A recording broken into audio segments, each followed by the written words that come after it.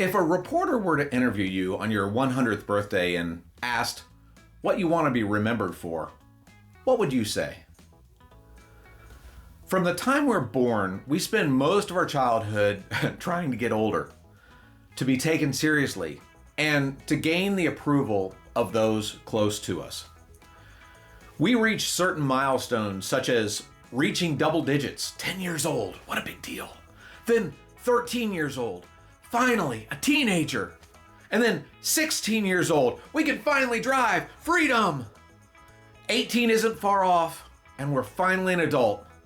And lastly, we hit 21, and you can legally buy alcohol. Now, whether you do it or not, it doesn't matter. I mean, it's that moment of true freedom where age doesn't restrict us from anything. And then there is nothing. School is over, life is about surviving, and the world seems a bit boring. Is this it?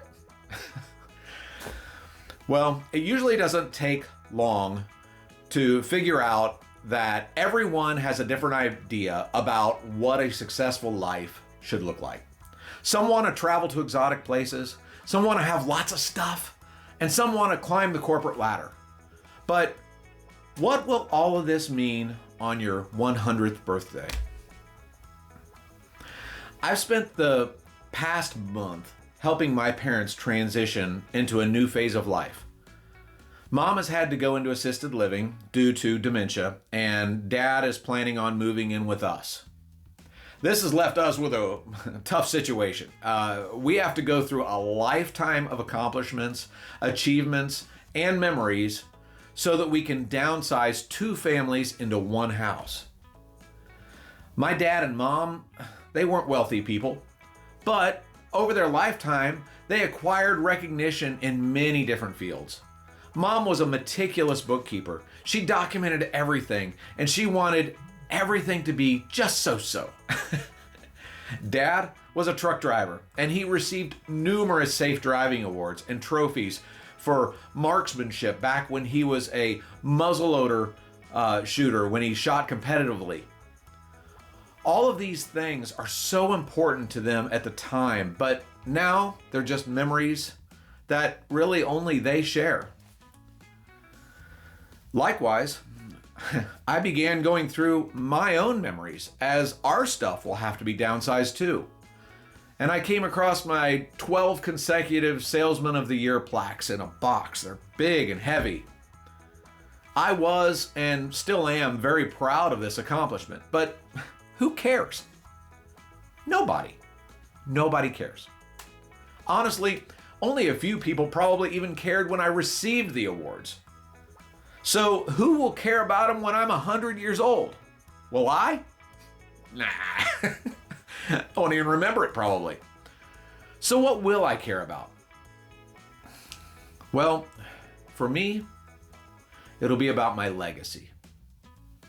How many people did I help to achieve their goals? How many people got sparked deep in their soul to pursue their dreams because of one of my hiring events, classes, speeches, or one of these videos? How many lives was I able to impact to help a family break the cycle of generational poverty by offering them an option that allowed them to succeed, that they couldn't see themselves? How many people did I get to introduce to Jesus Christ so that their life could be changed forever? You see, I'm watching my parents, both 88 years old, as they look back and wish that there was more time to take trips with the family, more time to visit with the grandchildren, and more time to hang out with friends. These are the things that really matter. While going through some old papers that my mom had, I came across my grandfather's Bible on my dad's side, so his grandfather Buck. His name was Oscar, and he was pretty up in years when I was born. And frankly, he lived a hard life. He was probably in his early 70s when I was born. He came to know Jesus as his Lord and Savior in 1967 at the age of 69. So he was not a young man when he gave his life to Jesus. He had a lot of baggage. He had a lot of wisdom. He had a lot of earthly knowledge to have to surrender to Jesus and give his life to him. My grandfather passed away at the age of 94. And in that Bible that I found of his, there was a note that sums up my point pretty well and also sums up his wisdom. Here's what it says, quote, "Yes, 90 years is a long time, and God gave me many hills to climb. But it has been such joy, I would love to do it all over." Oscar Buck, age 90. So I ask again, at your 100-year interview, what do you want to be remembered for?